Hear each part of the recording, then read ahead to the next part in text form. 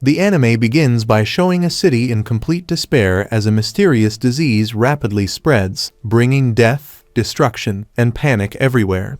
Amid the chaos, a pink-haired girl appears alongside several followers, calmly walking through the center of the tragedy. Shortly afterward, the scene shifts to a group of children wandering through abandoned streets while witnessing people dying before their eyes. A voice then explains that a deadly virus for humans has taken over the entire world. At that moment, we see Mikaela telling Yuuichirou to protect the other children after the orphanage director's death. The same voice reveals that the virus does not affect children under the age of 13 and announces that the third progenitor, Krolteeps, will be responsible for all the children in that district. Shortly afterward, armed men invade the place where the children were hiding and take them away in trucks. The story then jumps 4 years into the future, bringing us to Krolteeps' castle, where the children live under constant registration and supervision. This is when we see Mikaela Hyakuya and Yuuichirou Hyakuya as teenagers. The vampires begin collecting blood from all the children, treating humans as nothing more than food sources and abandoning those who are too weak. Afterward, the children receive food, but Yuuichirou refuses to eat because he hates the way the vampires behave. Mikaela tries to convince him, saying that he will get sick if he keeps refusing to eat. She explains that the place is not that terrible since everyone is still alive and able to stay together as a family. Even so, Yuuichirou completely disagrees because he hates being treated like an animal trapped in captivity. Sometime later, 2 vampire guards step on several younger children without caring, making Yuuichirou furious. Without hesitation, he confronts them and demands an apology. However, before he can do anything, he nearly gets killed by the vampires until Farid Bathory appears and stops the situation. Farid seems to have a good relationship with Mikaela and asks what caused the commotion. Mikaela replies that Yuuichirou is one of her relatives and accepts Farid's invitation to visit his mansion.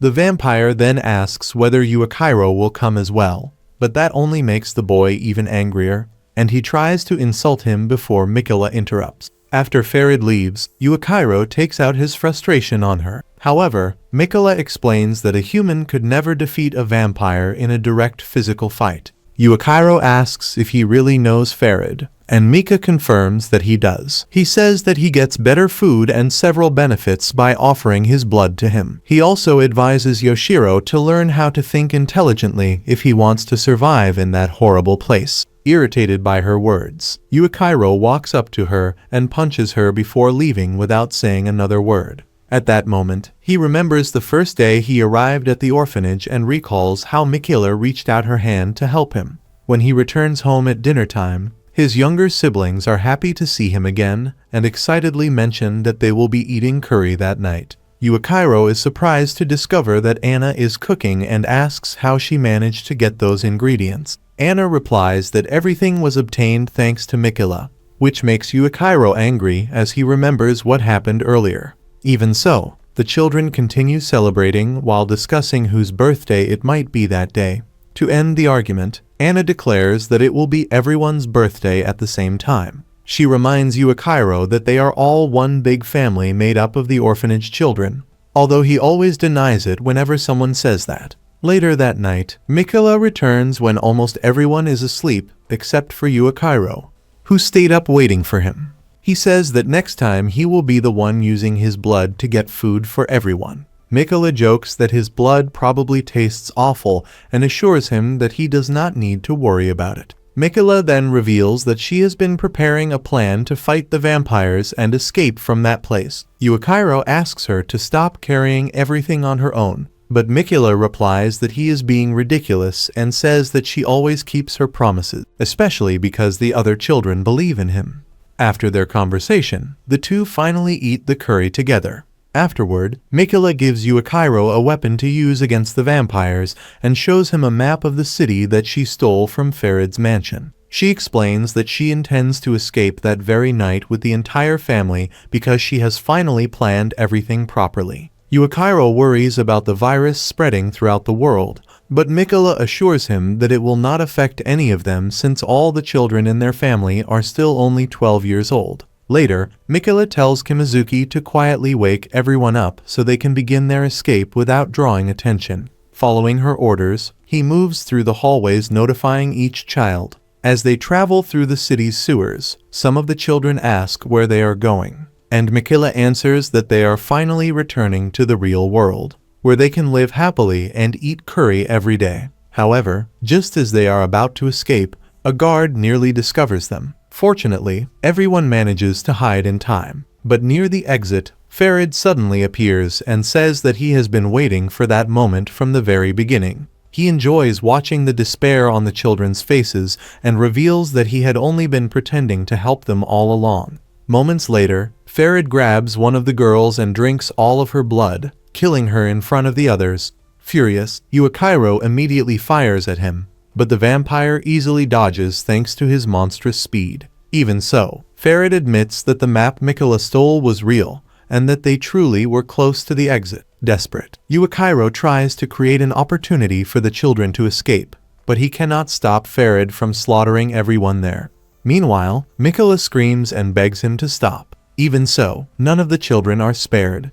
Overwhelmed with despair, Mikaela grabs the weapon and charges directly at Farid, who thanks her for the so-called divine blood before brutally killing her. Despite that, Mikaela's sacrifice is not in vain. Taking advantage of the distraction, Yuuichirou manages to shoot Farid in the head. Severely wounded and already on the verge of death, Mikaela tells Yuuichirou to run away immediately, but he refuses to abandon his family. Alone and emotionally shattered, he begins crying after losing everyone he loved. Even while devastated, Yuuichirou keeps running after Mikaela insists that he survive, while several guards close in on him.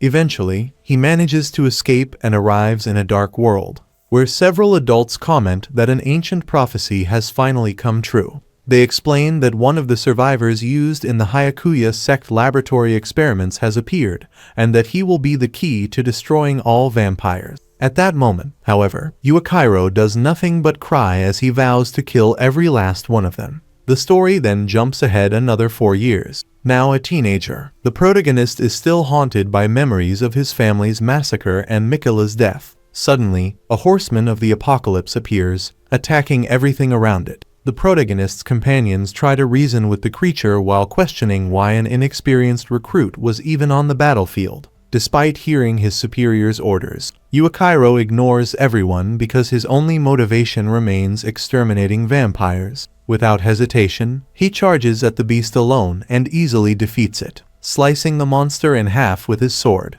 In the next scene, the protagonist is at school complaining about being punished despite defeating the creature. The teacher scolds him for continuing to talk during class and threatens to suspend him again if he keeps disobeying. Even so, Yuuichirou maintains his defiant attitude and is actually pleased by the teacher's threats, leaving the entire class surprised. At that moment, a girl taps him on the back, causing him to immediately turn around and ask who she is. The girl introduces herself as Shinoa Hiragi and explains that she has been assigned by the army to supervise him. She states that if he continues refusing to attend classes properly, she will have to report everything to the army, which will only increase his punishment. Annoyed, Yuuichirou reacts aggressively, which also makes the teacher nervous after being ignored once again.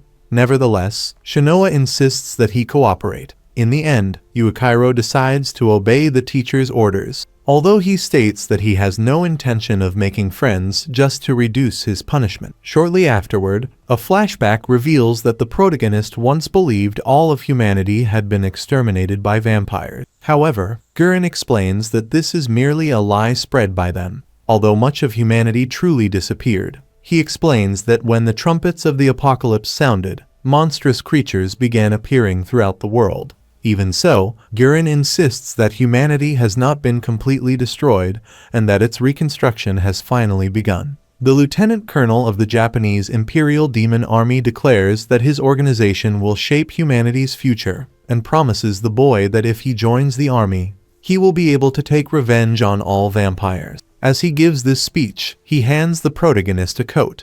Back in the present, Yuuichirou expresses his frustration with Gurren, claiming that he has never done anything for him all those years. Shinoa then starts teasing him about his inability to form connections with other people, saying that he clearly has no interest in making friends. Even so, she shows some sympathy for the trauma involving his family and asks why he acts as if he cannot have friends or even a girlfriend. The protagonist reacts immediately. Irritated, he stands up and tells Shinoa to inform Guren that he is already strong enough to join the vampire extermination unit. Shinoa replies that Guren expected that exact reaction and reveals that he left a letter for Yuuichirou. The boy becomes excited for a few seconds, imagining that he is finally being recruited, only to become disappointed when he discovers that the letter is nothing more than another lecture. In the letter, Guren states that Yuuichirou will only be allowed to join the unit once he manages to make at least one real friend. Furious, the protagonist storms out of the classroom, shouting that he is tired of Guren's attitude. However, Shinoa follows him because she has been ordered to supervise him at all times. As they walk through the school, they come across several bullies harassing a younger student. At first, Yuuichirou tries to ignore the situation, but changes his mind when he realizes they are treating the boy like a helpless animal. Without thinking much about it, he turns back and confronts the bullies. The bullies mock him and say that sooner or later he will end up just like the weak people he tries to defend. Even so, Yuuichirou challenges them to a fight while continuing to provoke them. Shinoa tries to stop him, warning that any trouble he causes will only increase his punishment. To avoid creating bigger problems, Yuuichirou ends up taking the beating without fighting back, while the bullies continue assaulting him in front of the other students. After the incident, the boy who was being attacked repeatedly apologizes to Yuuichirou. However, the protagonist becomes irritated by his behavior and scolds him for allowing himself to be humiliated like that. The boy introduces himself as Yuuichi and explains that he was not lying about needing the bully's help. According to him, he tried convincing Yamanaka to help because he failed the Japanese Imperial Demon Army entrance exam. Yuuichirou asks who Yamanaka is, and Yuuichi reveals that he was the same boy who had been bullying him earlier. He explains that Yamanaka received an opportunity to join the famous Moon Demon Company, so he wanted to ask for help in retaking the exam. The protagonist is surprised to hear this, especially because he himself failed to enter that unit, which only makes him even more frustrated with Guren. Yuuichi then comments that it seems strange for someone like Yuuichirou to want to join the army, but explains that he wants to fight in order to avenge his sister. The protagonist immediately interrupts him, stating that trying to save his sister would probably have only gotten him killed as well. Therefore, according to him, Yuuichi made the right decision by surviving. Even so, Yuuichirou advises the boy to give up on joining the army because he believes someone as kind as him could never kill vampires. His words deeply affect Yuuichi. At that moment, a massive explosion erupts somewhere in the city, and an alarm begins ringing throughout the entire school. They soon discover that a vampire has escaped from a nearby biological laboratory. Shinoa immediately orders Yuuichirou and the other students to seek shelter while she contacts the Moon Demon Company. However, Yuuichirou completely ignores the order and declares that he will defeat the vampire himself. As the students flee in panic, Yuuichirou grabs his weapons and prepares for battle. Yamanaka watches everything from a distance as the fight begins. The protagonist manages to strike the vampire at the start of the battle, severing one of its arms and telling Yamanaka to run away immediately. However, Yamanaka reveals that he lied about joining the army. In reality, he only made up the story to appear strong in front of the other students. The vampire then regenerates its lost arm and launches a counterattack, putting Yuuichirou in serious trouble. As the creature is about to fully recover its powers, Yamanaka finally gathers the courage to intervene, throwing himself at the vampire to help the protagonist. Yuuichirou thanks him for the assistance, and the two continue fighting the enemy together. However, during a moment of distraction, the vampire manages to throw Yuuichirou through a window, even with his sword piercing the creature's body. The vampire mocks the minor wound he received. Before the situation can get any worse, Guren suddenly appears and easily defeats the vampire. After the battle, Guren makes fun of Yuuichirou for trying to fight a vampire with ordinary weapons instead of cursed gear. Even so, the protagonist thanks him for the help and admits that he now realizes just how powerful Guren truly is.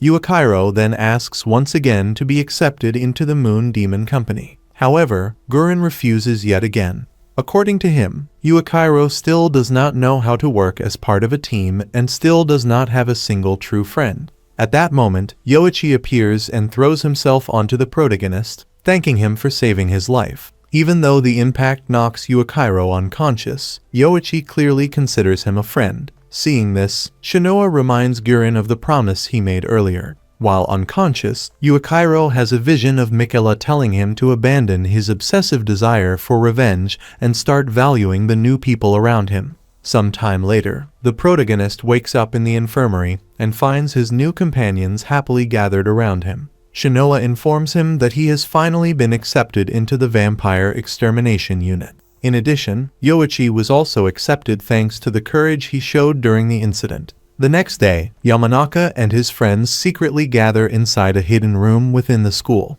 They realize they could get into serious trouble if the army discovers them. One of the boys decides to run away immediately, but Yuji chooses to stay. Shortly afterward, a mysterious door begins opening before them. Meanwhile, one of the protagonist's classmates approaches him carrying a thank you letter. Extremely embarrassed, she confesses that she admired what he did during the vampire attack. Yuuichirou is left completely speechless when he realizes that the girl is trying to tell him something more. Lacking the courage to continue, she quickly runs away while Shinoa watches the scene from afar. Shinoa starts teasing Yuuichirou, saying that he has apparently become quite popular with the girls at school. Shortly afterward, she casually comments that she is still a virgin, joking that it might be a problem since the army encourages romantic relationships in order to increase the human population. According to her, humanity needs to grow again to regain strength in the war against the vampires. Although he shows little interest in the subject, Yuuichirou asks why he still has to attend regular classes if he has already been accepted into the vampire extermination unit. Shinoa replies that he can complain directly to the lieutenant colonel if he wants. Annoyed, Yuuichirou says that would be impossible because Guren is never in his office. Shinoa tells him to calm down and explains that his training has already officially begun. She then introduces the demon she has formed a contract with, Shikama Doji. Afterward, she also shows him her powerful demon weapon used against vampires, leaving Yuuichirou completely impressed. After witnessing that display of power, he declares that with a weapon like that he could defeat any vampire by himself. However, Shinoa replies that even someone equipped with a demon weapon would die quickly if they fought alone. That is why Guren places so much importance on teamwork. Yuuichirou interrupts her and challenges her to a sword duel, saying that he wants to prove his strength and avenge his family. Shinoa explains that she cannot fully use her demon weapon against an ordinary person, but she accepts the challenge. Even so, the fight starts out fairly evenly. During the duel, Shinoa says that Yuuichirou is an idiot for trying to face a cursed weapon with nothing but a normal sword. She then unleashes special attacks through her weapon and defeats the protagonist with overwhelming ease. Contrary to expectations, Yuuichirou is not angry after losing. Instead, he becomes fascinated by the power he just witnessed. Later, while walking through the school hallways, he comments to Shinoa that it must be easy to exterminate vampires using such a powerful weapon. However, Shinoa explains that vampires also use special weapons on the battlefield, which is why teamwork remains essential. Suddenly, Yuuichi comes running in panic and asks for help while being chased by Yamanaka and another boy. The group then heads to a massive underground sanctuary made up of ancient tunnels originally built to prevent flooding in the city, but now used as a military training area. Shinoa explains that the entire academy functions as a giant human laboratory, where only people capable of resisting the demon's sinister aura are selected for testing. As they travel through the underground corridors, she mentions that Yuji may have been captured by the army or even executed. Therefore, the best option would be to completely forget about him. Later, curious about the subject, Yuuichirou asks Shinoa what exactly exists inside that forbidden area. Laughing, she replies that the place is known as one of the Academy's 7 great mysteries. Yuuichi finds the whole story ridiculous and claims that it is nothing more than a restricted area created by the army. Not long afterward, they finally arrive at the mysterious door where Yuji disappeared. Shinoa explains that only selected members of the extermination force or people directly accepted by demons can pass through it without dying. Since Yuji was never chosen, she believes his heart has probably already been devoured, turning him into a demon that attacks humans. Shinoa then states that she will show the protagonist the true power of a demon weapon. Even so, Yuuichirou ignores the warning and presses forward, determined to defeat the demon and gain even more strength for his revenge. After crossing the forbidden entrance, they discover a massive chamber filled with weapons that once belonged to soldiers who died there.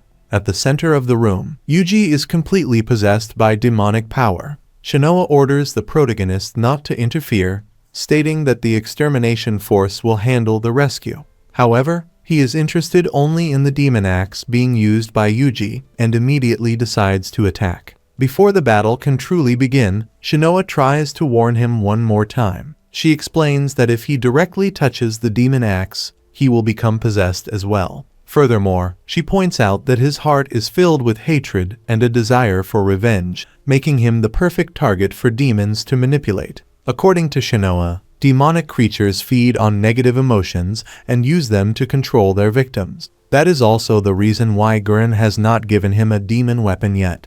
Even after hearing all of that, Yuuichirou says he does not care about the risks and declares that he will prove everyone wrong about him. Determined, he announces that he will defeat the demon even without a cursed weapon. He immediately attacks the creature and manages to reach the demon axe. However, the moment he touches the weapon, he becomes trapped inside a powerful illusion. Within the vision, he is once again a child and finds his entire family gathered around a dinner table. The protagonist immediately senses that something is wrong, but he becomes even more shaken when he hears Mika asking about his dream of becoming strong enough to defeat vampires. Before eating with them, the boy asks whether his family is really still alive. Mika calmly answers that they are not. Moments later, everyone begins blaming him for abandoning them when the vampires murdered them. Using Mika's appearance, the demon says that it will grant him enough power to take revenge if he completely opens his heart to it. The creature believes it can manipulate him,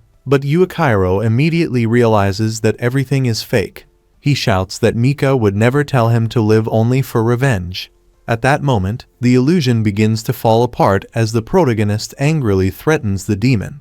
Consumed by rage, he asks how the creature dared to pretend to be his family. Frustrated after losing control of the situation, the demon finally reveals its true monstrous form. Shortly afterward, the protagonist wakes up without fully understanding what happened. Shinoa explains that he was trapped inside the demon's illusion but managed to break free through his own willpower. The boy immediately asks whether he has finally earned a demon weapon, but Shinoa tells him that he has not. According to her, only Gurren will decide when he is ready to receive one. Yuuichirou laughs and says that Gurren can no longer ignore his strength now that he has defeated a demon by himself. Otherwise, Shinoa reminds him that he will have to continue attending the Extermination Force Training Academy as usual. Hearing that, the protagonist becomes excited and says that he will proudly accept the training if it helps him learn how to exterminate vampires. Meanwhile, the story reveals that Farid is still alive. He is shown speaking with Mikaela, who also survived the massacre and ended up becoming a vampire. Farid tells him that he has encountered the protagonist again and reveals that the humans are using him as a weapon against the vampires.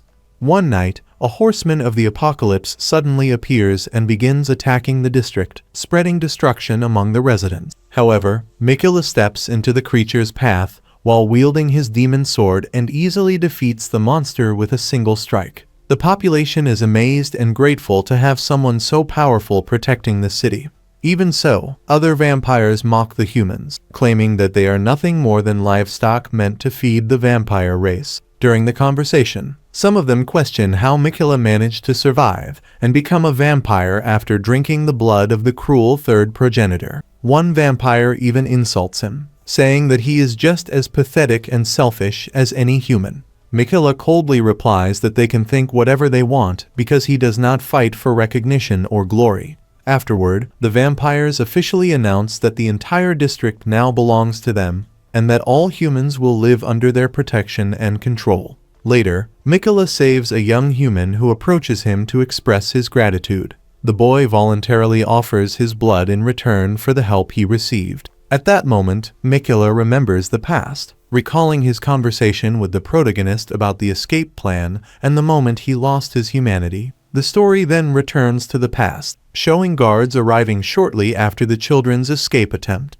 Soon afterward, Kralteeps appears demanding to know what happened while claiming Mikaela as her own. Farid is surprised by Kral's arrival, but she immediately looks down on him, believing that he only cares about gaining political influence. The vampire queen questions Farid about allowing the children to escape and, more importantly, about nearly letting one of them die. Farid tries to deny any responsibility, but he threatens to reveal the council's secret research involving the Seraph of the End curse. This deeply enrages Kral, causing her to attack Farid and defeat him with extreme ease. After being beaten, Farid apologizes and promises that he will no longer interfere in her affairs. Sometime later, Kral approaches Mikaela and asks whether he wishes to receive eternal life. Although Mikaela says that he does not want it, Kral forces him to drink her blood through a kiss, permanently turning him into a vampire and erasing the remainder of his humanity. Elsewhere, the protagonist appears after getting involved in yet another fight. His body is covered in bruises, but he tries to change the subject when Yuuichirou asks what happened. As soon as Shinoa sees him in that condition, she begins teasing him, saying that he will probably get suspended again. The protagonist responds that he did not fight anyone and claims that he simply ran into a pole. Shinoa lets it slide this time and asks the other students whether they are ready to begin training. As usual, the protagonist complains and asks when he will finally be allowed to fight real vampires. Shinoa replies that he is free to quit training, but if he does, he will have to fight without a uniform and without special weapons. Afterward, she takes everyone to a new classroom, where they find Gurren practically asleep. The lieutenant colonel introduces the new students and orders everyone to introduce themselves to the class. When it is his turn, the protagonist coldly states that he did not join to make friends and has no intention of getting along with anyone. He also declares that the strongest weapon in the school will eventually belong to him. Gurren immediately scolds him and tells him to sit down. However, when he reaches his desk, the protagonist realizes that it is already occupied by the same boy he fought earlier. The two immediately begin arguing over who is the strongest student in the class. Gurren watches the entire scene in confusion, wondering how Kimizuki ended up being sent to a regular school under Shinoa's supervision. When he questions the situation, Shinoa simply replies that the results are standing right in front of him. The argument between the protagonist and Kimizuki quickly escalates into a physical fight. Annoyed by the chaos, Gurren finally loses his patience and hits both of them so hard that they instantly pass out. Sometime later, Shinoa enters Gurren's office without permission to ask for help regarding the demon weapon test. Since Kimizuki has the highest grades among the students, Gurren asks him why he desires power so badly. Shihu replies that the military already knows everything about his life and that the question makes no sense. Gurren then reveals that he knows about his sister and his urgent need for money to pay for her treatment. According to him, she was infected by the virus as a child, and joining the Moon Demon Company would guarantee access to the treatment she needs.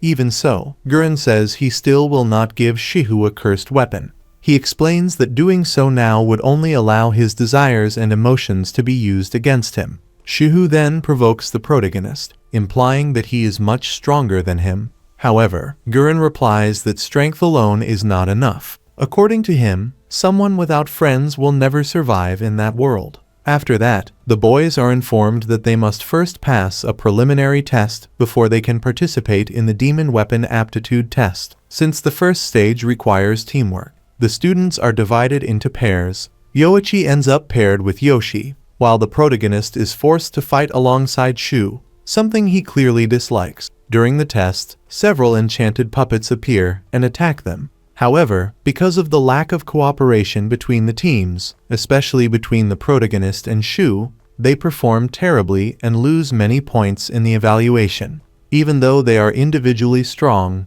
the instructors make it clear that strength alone is not enough in that kind of battle. Sometime later, the instructor receives urgent information that must be delivered to Shihu immediately. Because of this, the training is interrupted, and he learns that his sister is in critical condition in the infirmary. Despite the seriousness of the situation, Shihu decides to continue training as if nothing happened. The protagonist confronts him and says he should go see his sister immediately because she could die at any moment. According to him, abandoning someone important in that condition is something he could regret for the rest of his life. However, Shihu insists that he needs to keep training so he can become strong enough to help her in the future. Frustrated by his stubbornness, the protagonist punches him in the face to make him understand. Even while injured, Shihu explains that he plans to join the military and then transfer his sister to an army hospital, where she can receive proper treatment. At the end of the night, the two have a calmer conversation and promise each other that they will not give up on their goals. Meanwhile, the story shifts to a meeting among the descendants of the vampire progenitors, who express concern about a new and extremely dangerous threat emerging in the world. During the discussion, they decide that the best course of action is to destroy the Japanese Imperial Demon Army before humans become too strong. As a result, the vampires begin planning a new war. Shortly afterward, another meeting takes place, this time among the human military. Guren's subordinate presents a full report on the problems caused by the vampires in the district and on the conflicts taking place in the Kansai region. However, in the middle of the presentation, Guren wakes up after sleeping through almost the entire meeting and shamelessly asks if the boring discussion is finally over. General Tenri Hiiragi immediately scolds him for his lack of respect, saying he is still as predictable as ever. Filled with frustration, the protagonist asks where Guren has been for the past 10 days and demands that he keep his promise regarding the cursed weapon. To avoid attracting the attention of the Hiiragi family, Guren quickly ends the conversation and reveals that he will finally allow him to form a contract with a demon and go to the battlefield. Even so, Guren makes it clear that he will take no responsibility if he dies during the process. Despite the enormous risk, the protagonist immediately accepts with great excitement. Before leaving, Guren smacks him on the head and warns him never to try attacking him with a flying kick again. Later, the protagonist meets Shinoa, who asks why he has such a huge bump on his head and whether he skipped class to get into another fight. He denies everything, but she already knows exactly what happened. Even so, Shinoa comments that Guren simply does not know how to control his own strength, and then congratulates him on finally receiving permission to make a pact with a demon. That same night, Mikaela appears alongside Farid. The vampire says that the time has finally come for him to reunite with the protagonist. However, Mikaela completely ignores the comment and walks off alone through the city. As he wanders the streets, he returns to his old home, but discovers that other children now live there. The children become frightened when they see him and are clearly afraid of his presence, causing Mikaela to quietly leave. The next day, the students receive the results of the written exams, which determine each person's compatibility level with demon weapons. The protagonist desperately tries to hide his score, but someone snatches the paper from his hands and begins mocking him in front of everyone. The boy then announces to the entire class that the protagonist achieved a legendary score reserved only for true geniuses, 0. The revelation shocks all of the students, while Shinoa begins teasing him, saying it will surely help him become popular. Even annoyed, the protagonist insists that he does not need friends or classmates to achieve his goals. Shinoa laughs at him and says he sounds like a 3-year-old throwing a tantrum. At that moment, Kimizuki joins the conversation and suggests that Japanese simply is not the protagonist's strong suit. Shortly afterward, Guren enters the classroom and immediately draws the protagonist's attention. The boy once again brings up the promise about the demon weapon, but Guren interrupts him by hitting him again before he can even finish speaking. He then asks why the students have been skipping classes over the past few days. Guren mocks them for believing they are already ready to receive demon weapons. Even so, the protagonist and the others keep arguing and end up fighting once again in front of everyone. While watching the commotion, Guren asks Sayuri what she thinks about the students and whether she believes they have the ability to resist demons. She replies that she is still unsure, but admits that both the protagonist and Shu have greater potential than many experienced soldiers. She also comments that Yoshi possesses surprisingly high mental resistance against demonic influence. Soon after, Guren decides to attack all of the students at once to test their limits. He coldly states that if anyone dies there,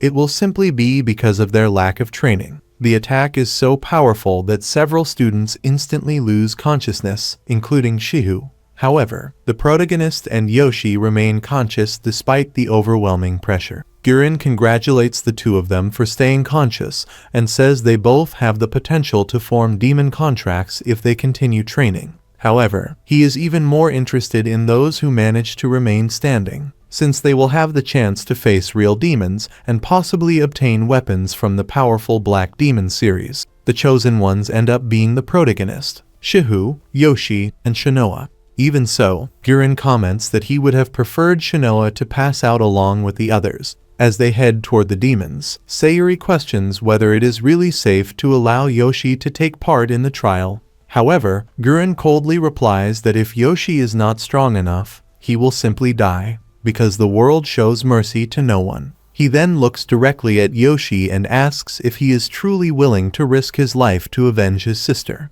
The others advise Yoshi to quit while he still can, but he refuses and says he will stay to protect what he loves most. As they ride an elevator down into the underground facility, everyone tries to calm him down, reminding him that there is no turning back after this point. Even so, Shinoa continues questioning whether he is truly prepared, since he could barely stay on his feet during the demon pressure test. Soon afterward, Guren scolds the protagonist for being overly confident and warns him that the demons they are about to face are far more dangerous than the one he defeated before. The group finally arrives at the place where the weapons containing the most powerful demons are stored. The protagonist asks what they need to do, and Guren explains that the ritual will begin as soon as they touch the weapon. According to him, if they can overcome the demon within, the weapon's power will become theirs.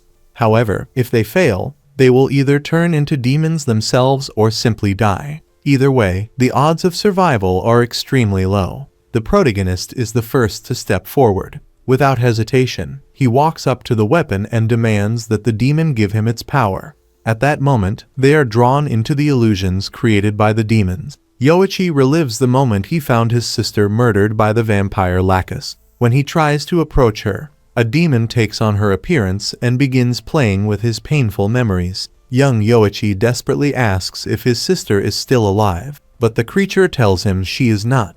Next, Shu faces his own illusion. He speaks with the image of his sister while the demon tries to break him emotionally, telling him that he is nothing more than a selfish human who only thinks about himself. Shu quickly realizes it is the demon's doing, but the creature replies that it is not creating simple illusions, it is revealing the feelings hidden within his heart. Meanwhile, Guren watches the students and thinks that at least one of them will survive the ritual. Soon after, the protagonist appears inside his own illusion and reunites with Mika once again.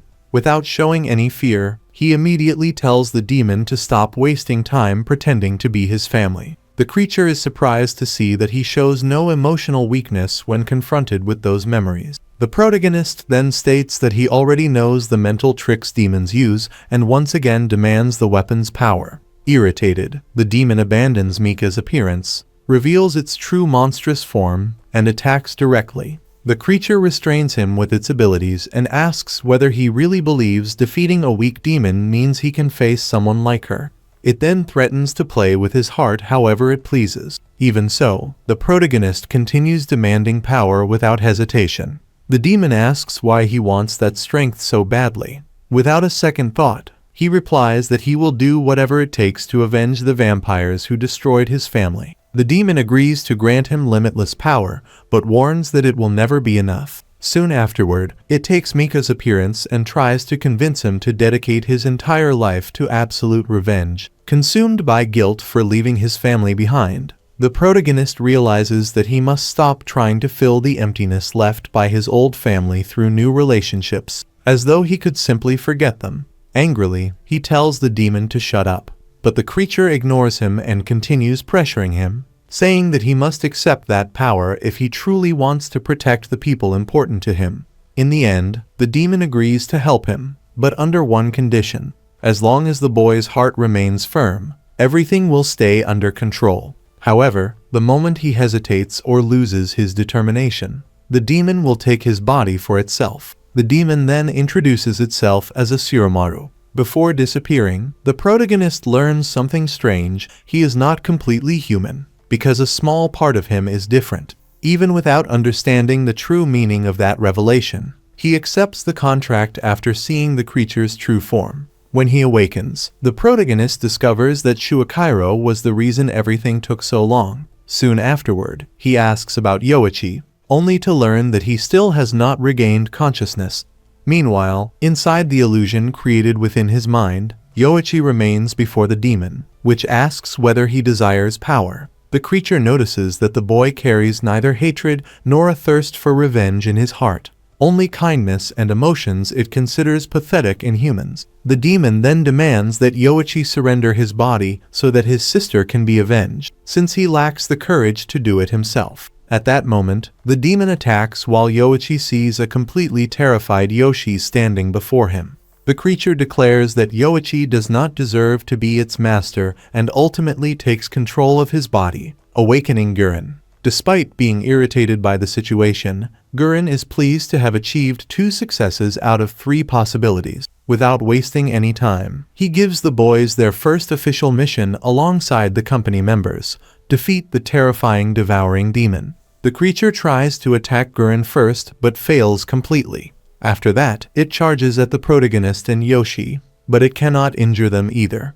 Unsure of what he should do, the protagonist asks Gurren what the right decision is, since he does not want to kill someone who used to be his friend. Gurren coldly replies that the being before them is no longer their comrade, but merely a demon that must be eliminated to end its suffering. Even after hearing that, the protagonist still refuses to kill him. Annoyed, Gurren orders him to follow instructions and makes it clear that he will not lift a finger to save them if they choose to die. He also states that if they have any pride as soldiers, they need to finish off that enemy immediately. The boys decide to fight and manage to disarm the demon, but they relax too soon. Before Gurren can warn them, the creature launches a surprise attack on the protagonist. Shiyu takes the opportunity to finish the attack while making sure not to kill Yoshi in the process. Even while surrounded, the demon continues mocking the group for being unable to kill him. Meanwhile, the others try to convince Yoshi to resist and fight against the creature controlling his body. Realizing that the children are not emotionally prepared to kill a friend, Gurren tries to persuade Shinoa to act. Noticing that she has grown attached to the others, he orders her to intervene so they will not have to carry that trauma. However, when Shinoa hesitates, the protagonist once again urges Yoshi to fight the demon. Even so, nothing seems to work. Just before the creature attacks again, Yoshi gives up resisting and begs them to end his life, saying he could never kill a friend. At that moment, Gurren explodes with anger and scolds Yoshi, telling him to stop running away and accept his desire to protect his family. Those words awaken Yoichi from an intense internal struggle. As soon as he regains consciousness, he immediately runs over and hugs the protagonist. However, right afterward, he kicks him so hard that he knocks him to the ground for taking so long. After that, Yoichi looks at Gurren and accuses him of knowing what would happen from the very beginning, even teasing him by saying that deep down he cares about all of them. The boys then tell Gurren that Yoichi has real talent and should follow his desire to protect his friends instead of clinging to empty revenge. The protagonist must do the same, leave the past behind and risk his life for the new family he has found, because there is nothing left waiting for him in the past. After everything is over, Gurren informs the group that they will be deployed to the Kansai battlefield because the vampires are planning to conquer Shinjuku. Soon afterward, an aircraft packed with vampires is shown heading toward the city, with Mika among them. That night, the protagonist falls asleep, but is tormented by a dream in which Mika accuses him of abandoning. When he wakes up, he is extremely excited because the day he has been waiting for has finally arrived, the chance to fight and kill vampires. Later, he rides the subway alongside Shinoa, who has been assigned to accompany him on the mission. During the trip, she explains the day's orders and objectives. However, the protagonist can only think about starting his revenge as soon as possible. Shinoa tries to make him understand that they need to strengthen their defenses first, but he complains repeatedly about having to follow that plan. When they arrive in Shinjuku, the group reaches a massive gate guarded by soldiers that serves as the exit point beyond the city's walls. The guards are surprised to learn that those children belong to the special forces. After passing through the gate, they overhear someone arguing with Guren about not wanting to join a squad made up of rookies. Curious, they decide to investigate. Along the way, they run into Yoshi and Yuuichirou, who have already been waiting there for quite some time. Soon afterward, everyone discovers that the girl arguing with Guren is Mitsuba. At first, Guren wanted to take command because of his experience, but he decides to hand that responsibility over to her.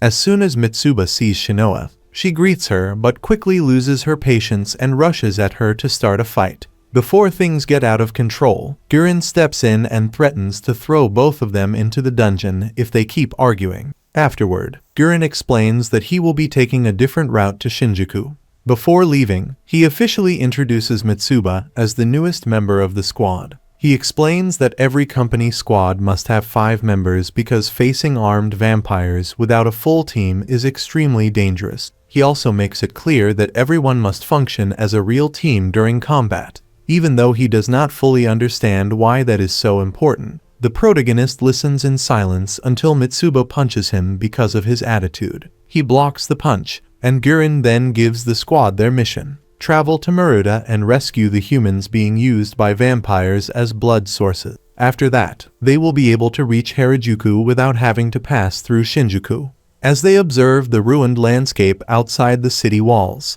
Yoshi is amazed and asks whether the children really protected the city while fighting the horsemen of the apocalypse. Mitsuba interrupts, saying that those creatures are even more dangerous now that they are so far from the protection of the walls. Later, the group finally arrives in Harajuku and immediately encounters a girl desperately running from a horseman of the apocalypse. The protagonist tries to rush in and help her, but Mitsuba stops him, warning that it could be a trap and that he should not break formation. Angered, he orders Mitsuba to back off and declares that he will save the girl himself. Without a second thought, the protagonist sprints toward the girl while Mitsuba follows right behind him. The others also try to help, but Shinoa notices something strange. Sensing nearby vampires, she stops the others from advancing and reveals that the girl was only being used as bait. Even so, the protagonist manages to save her at the last second, while Mitsuba defeats the horsemen of the apocalypse. Shortly afterward, the vampires reveal themselves and launch an attack. The group faces 3 vampires at once, and when they manage to wound one of them slightly, the protagonist realizes he is in danger and activates a Surumaru's power, completely surprising the enemy. Moments later, Mitsuba warns that the protagonist is about to be struck by the horsemen of the apocalypse, which is still alive. Shinoa appears to protect him, while Yoshi protects Shinoa, buying enough time for Mitsuba to destroy the monster once and for all.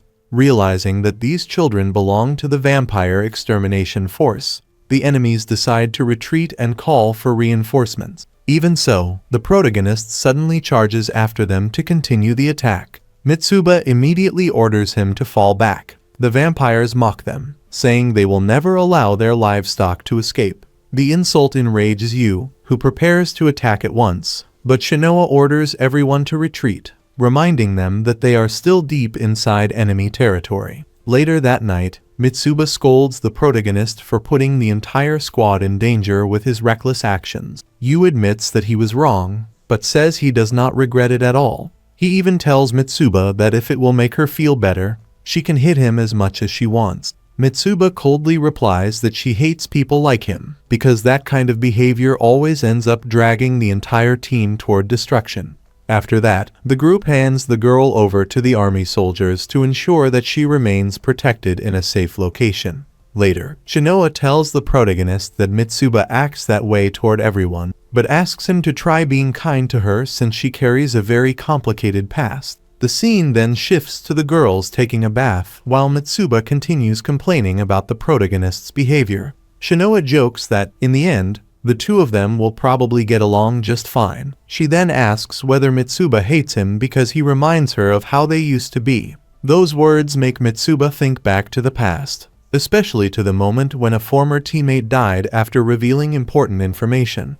Even though she knows it was not entirely her fault, Mitsuba remains trapped by the guilt and anger she still carries. Later, the girl they rescued explains that the vampires are still hiding inside the station and are treating the humans in cruel and humiliating ways.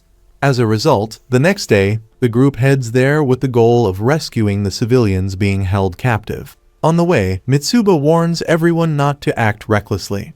If they encounter armed vampires, their priority should be retreating and surviving. However, Yu does not like that idea at all, since all he can think about is defeating vampires. When they finally arrive at the station's massive gates, Mitsuba once again reminds everyone that if they want to complete the mission without losing anyone, they need to abandon impulsive behavior. The squad leader then begins explaining the strategy. According to her, there are 7 vampires inside the station, and they are all likely asleep.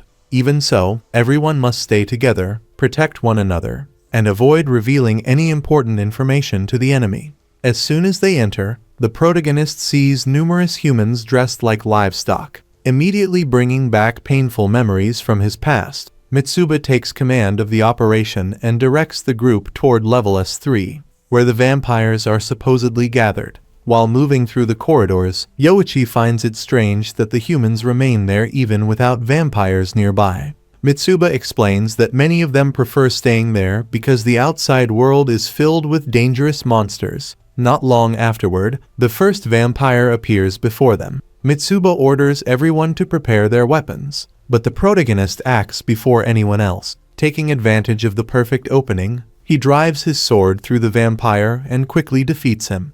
Mitsuba immediately scolds him for his actions, but he argues that he was not being reckless since he waited for orders, attacked an unarmed enemy, and took advantage of a surprise attack from behind. Excited to finally fight real vampires, he continues moving forward while the enemy tries to provoke him. Even so, he defeats another vampire with a single strike. Mitsuba is surprised by his strength, but Shinoa points out that even so, he is still far from being strong enough. The protagonist then proposes a duel right there, but Mitsuba cuts the argument short and orders everyone to stop fooling around. The group continues exploring the station until they fall into an ambush prepared by the remaining vampires. Since more than 5 enemies are still hiding nearby, the situation quickly spirals out of control. Mitsuba becomes the first to be captured and realizes too late that the rescued girl had been used as bait to spread false information. Even while trapped, Mitsuba orders her teammates to retreat immediately, but the protagonist refuses to abandon her. While the others fight the vampires, he rushes toward Mitsuba to save her. After reaching her, he cuts the vampire holding her hostage in half and finally frees her. Right afterward, he faces the vampires and says that if they consider humans disgusting creatures, then they should watch closely as those same humans defeat every one of them. The protagonist declares that he will do whatever it takes to protect the people important to him. Surrounded by vampires in the middle of the battlefield, the children still believe they can win. Despite their confidence, everyone waits for Mitsuba's order before launching the final attack. After a long battle, they successfully rescue all of the humans being held there. Back at the rescue camp, the girl they saved approaches the protagonist to apologize for everything that happened. Through tears, she explains that she was only trying to protect her family and friends. The protagonist comforts her and tells her that she did nothing wrong. While watching from a distance, Mitsuba is teased by Shinoa, who starts implying that she may have fallen for the protagonist. Annoyed, Mitsuba replies that she cannot understand why he always acts that way. Shinoa then reveals that he spent part of his childhood as a prisoner of the vampires. After hearing that, Mitsuba decides to confront the protagonist about his past. However, he coldly responds that she should stay out of his personal affairs. Even so, Mitsuba admits that, in her opinion, he was not responsible for what happened back then. Clearly shaken, the protagonist replies that she may be right, but he will never be able to forget that he abandoned his family in order to survive alone. Before leaving, Mitsuba sincerely thanks him for rescuing her, though she becomes annoyed with herself for being unable to express it properly. While everyone is talking, a mysterious figure watches the group from afar. The following morning, the protagonist becomes extremely excited when he discovers that Shinoa knows how to start an abandoned car. He immediately asks if he can drive it. Shinoa replies that she barely knows how to drive herself, but the protagonist keeps insisting, saying it will only be for a few minutes. Even so, Shinoa refuses and promises that she can teach him in the future. Later, the children gather for lunch, while Yuuichi excitedly comments that the car actually works. The protagonist completely ignores what Shinoa is saying and steals the vehicle, nearly running over his own friend as he takes off wildly. The protagonist calls Kimazuki over to join him and claims that he can get them all the way to Shinjuku without any problem. This infuriates Shinoa, while the rest of the group watches from a distance. Then Yuuichi suggests that everyone get into the car so they can learn the route to the city. Even after joking around and making fun of Shinoa's height, everyone eventually climbs into the vehicle while Shinoa takes the wheel. During the trip, they hear strange noises around them and assume they are the horsemen of the apocalypse, believing there is nothing to worry about. However, Mitsuba notices something unusual and warns that the sounds are coming directly from the city, ordering everyone to stay alert. As they turn a corner, they finally see the walls of Shinjuku and realize that the city has been completely devastated. Just ahead, a vampire noble appears, walking directly toward the car. The protagonist tells everyone not to slow down and attempts to run him over. However, the vampire stops the vehicle with a single hand while activating his sword to block their attacks. Shinoa stays calm and warns the others to be careful, since the enemy possesses an extremely high-level weapon. At that moment, the vampire takes advantage of an opening and tries to attack. The protagonist manages to save her in time, stopping the blow. Realizing how dangerous the enemy is, Shinoa believes the best strategy would be to have the protagonist and Kimazuki engage the vampire directly while the rest of the group provides support from a distance. However, before the plan can begin, 2 more vampires arrive as reinforcements. Faced with that situation, Shinoa suggests an immediate retreat. Even knowing the danger, the protagonist replies that escaping may no longer be possible. Because of that, everyone will need to use the full power of their demon weapons, even if it means risking their lives. Despite the circumstances, he smiles and promises that no one will die there, because Asuromaru's power exists to protect his comrades. Shortly afterward, a member of the support team appears and asks why they are still there. She explains that Farid is calling everyone to the front lines of the battle. To avoid delays, the group decides to allow the vampire to withdraw. When he finally leaves, everyone breathes a sigh of relief, but the protagonist remains frustrated by the enormous gap in power between them. Shinoa then explains that if he learns certain spells, he will be able to reduce that gap significantly. The protagonist immediately demands that she teach him those techniques, but she refuses right away. According to her, that would only result in him fighting vampires alone, while the rest of the team ends up dying. Instead, Shinoa insists that everyone must work together, though she is pleased to see that he agreed to retreat that time. Soon afterward, the story shifts to Shinjuku's defenses, where the army is desperately fighting against helicopters filled with vampires. Some of them are shot down while still in the air.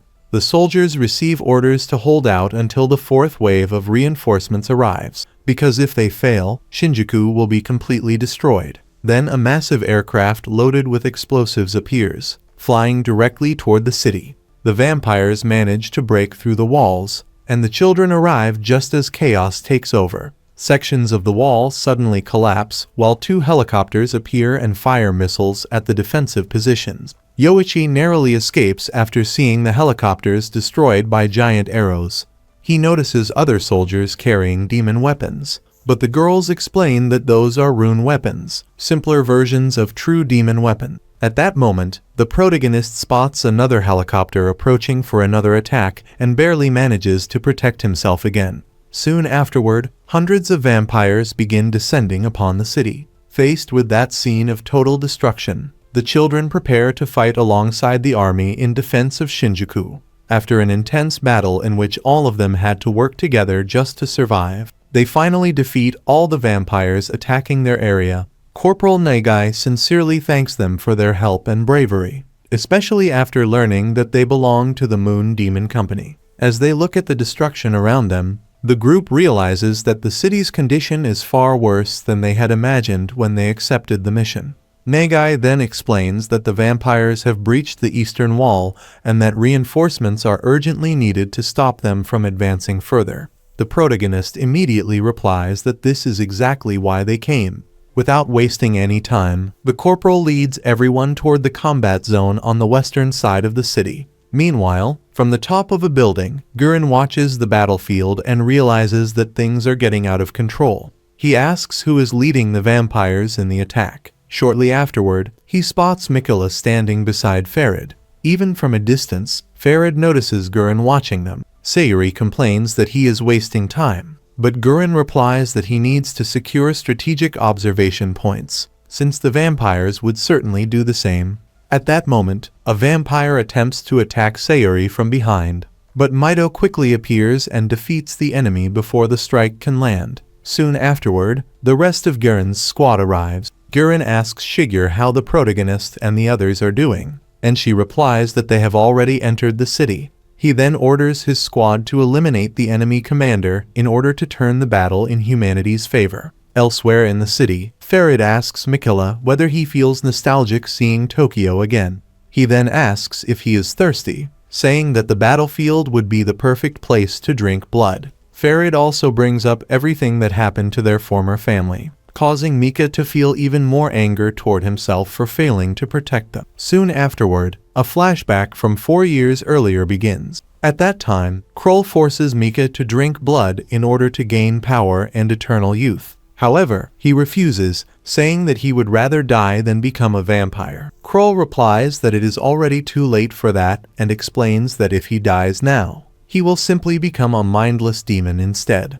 Even so, Mika continues refusing the blood. Kroll then directly offers her own blood for him to drink. Mika tries to resist, but he cannot hold out for long and eventually gives in. Satisfied, Kroll says that he will now be her loyal pet forever. Back in the present, it is revealed that Mika only has enough of Kroll's blood to last 10 more days. Because of that, he needs to find the protagonist as quickly as possible. As heavy rain begins falling over the city, Nagai informs the children that they are only 15 minutes away from the defensive line. Taking advantage of the moment, Shinoa says they will receive a form of crash course training, since Mitsuba believes that in their current state they would be useless in a battle of that scale. She then shows them the pills used by army soldiers to temporarily increase the power of their demon weapons and improve synchronization with their demons. According to her, one pill increases power by 1.5 times, while 2 pills raise it to 1.8 times. The protagonist immediately gets excited and nearly takes several at once. However, Shinoa quickly stops him and explains that taking more than 3 would literally cause his internal organs to liquefy. The girls also explain that the effect lasts only 15 minutes and requires 10 seconds to fully activate, leaving the user vulnerable during that brief period. Curious, the protagonist asks whether the pills would allow him to reach the maximum power of his demon weapon. Shinoa replies that they will not, since that can only be achieved through training, study, and experience. Even so, she reminds him that they do not have time for that kind of preparation right now. Just before reaching their destination, the group is attacked by surprise. The protagonist notices that Corporal Nagai has been wounded and immediately rushes to help him. While the others try to provide cover, an enemy helicopter fires several missiles in their direction. The explosion causes the protagonist, Shinoa, and the corporal to fall into a subway tunnel below. While trying to find a way to save Nagai, they hear Shihu's voice coming from the other side of the rubble. They soon discover that the others also fell into the tunnel but managed to find a safe exit. Even so, the protagonist decides to act on his own. He tells the others to head for the exit while he looks for a way back to the surface, already prepared for the possibility of encountering Mika. Meanwhile, Farid approaches Mika and comments on the losses caused by Guren's attack. He explains that the humans are deploying their strongest warriors, emphasizing that Guren belongs to the Moon Demon Company, the military's primary vampire extermination force. Shortly afterward, he orders his subordinates to attack the army under Guren's command directly. At the same time, Guren releases the power of his demon sword, Maharu, and tells the vampires to enjoy their last meal before dying. He motivates his soldiers by declaring that if they win that battle, the entire war could change. The story then shifts to an old flashback involving the protagonist and Mika. The two are reading together when Mika asks what he would do if they manage to escape the city. The protagonist replies that the outside world is probably dead because of the virus.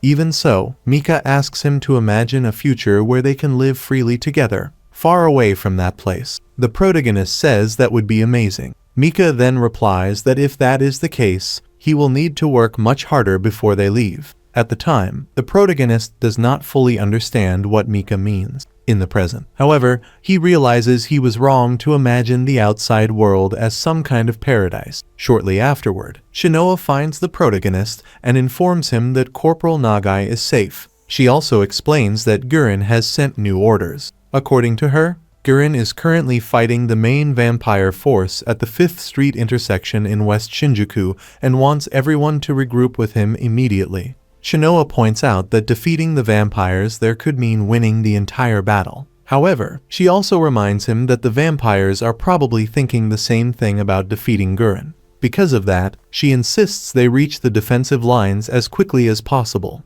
Along the way, they encounter wounded soldiers complaining about the situation. Some express fear of the extermination squads because they are made up entirely of children, believing they will all be defeated sooner or later. The protagonist immediately asks where his friends are fighting, wanting to help them as quickly as possible. One of the soldiers replies that they are at Shinjuku Central Park. Julia then tells Shinoa that she and the protagonist can handle the situation while the remaining platoons continue reinforcing the defensive lines.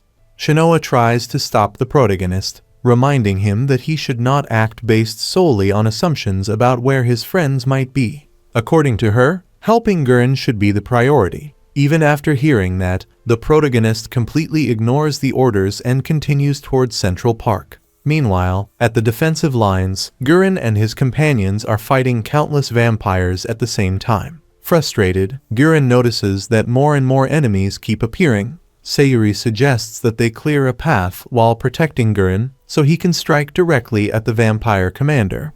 From a distance, Farid comments that everything would have been even more entertaining if Crowley had arrived on time. He then orders Lacus and Renee to distract every human except Guren.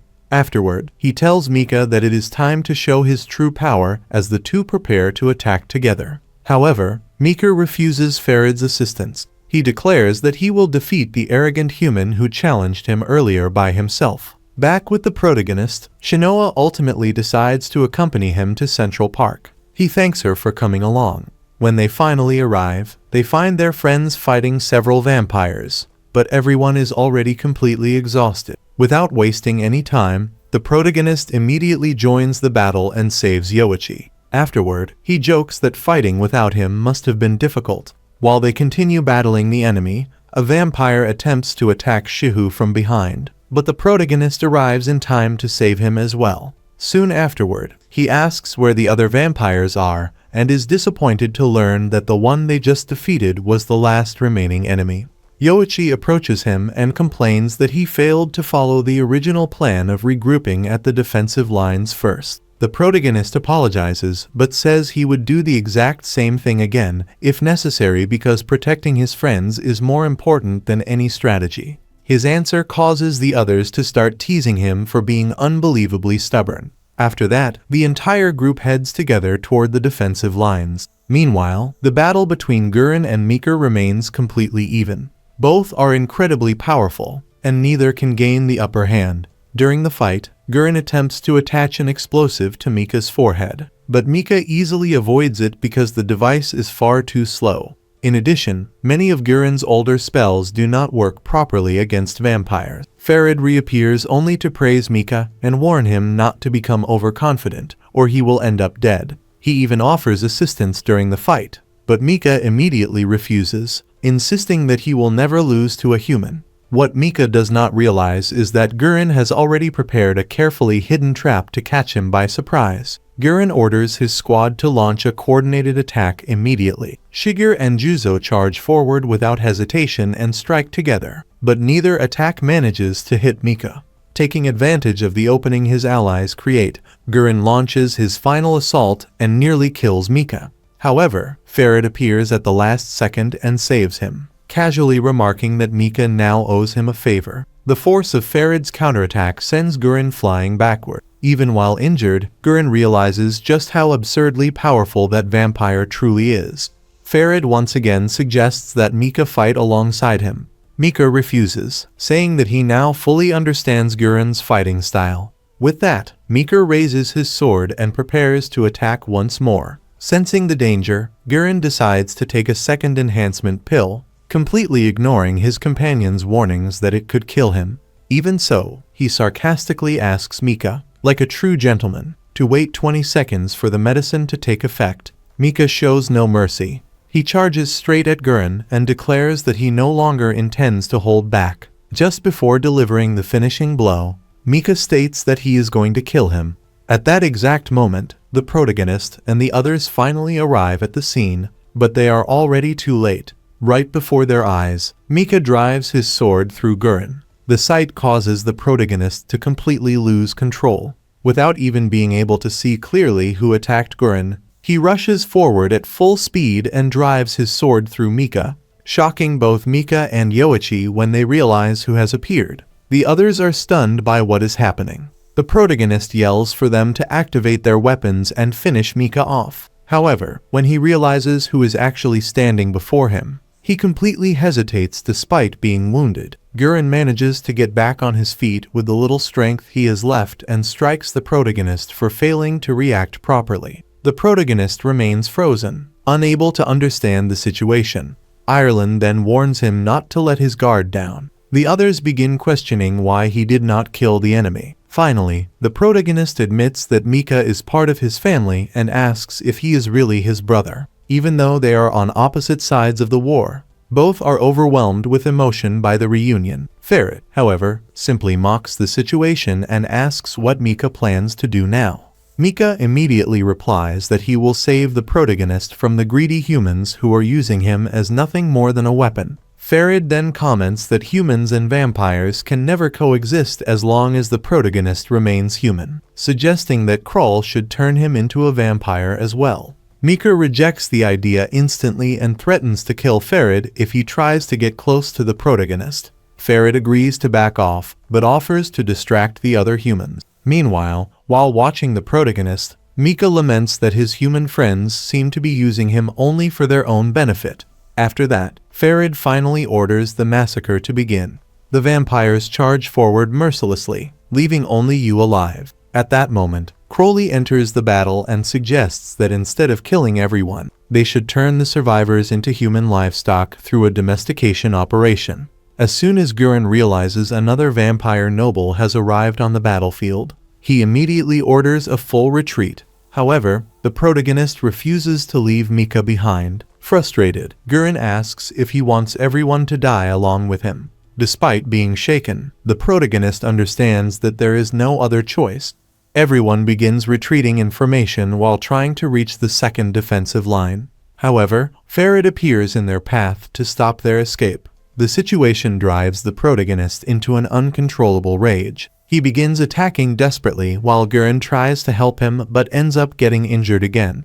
Mito rushes to assist Gurren, but a vampire blocks her path. At the same time, Farid is about to finish Gurren off when the protagonist steps in to help him. However, Farid easily dodges and appears behind him, saying that he would like to taste his blood. Before Farid can act, Mika instantly cuts off one of his arms. He then picks up the protagonist and suggests that they abandon everything and run away together. The protagonist refuses and asks why Mika continues to stay by Farid's side. Even after hearing that, Mika carries him in his arms and tries to take him away. The protagonist confronts Mika and asks why he keeps insisting that the humans are only using him. At that moment, he realizes that Mika is no longer human and believes that everything happened because of the vampires. However, Mika insists that he had no choice and begs him to leave with him. The protagonist refuses again because he has no intention of abandoning his friends. Shortly afterward, he watches his companions being overwhelmed by the vampires. Desperate, he tries to run to their aid, but Mika stops him, claiming that those people no longer matter. As he watches his friends being bitten by vampires, the protagonist falls into complete despair.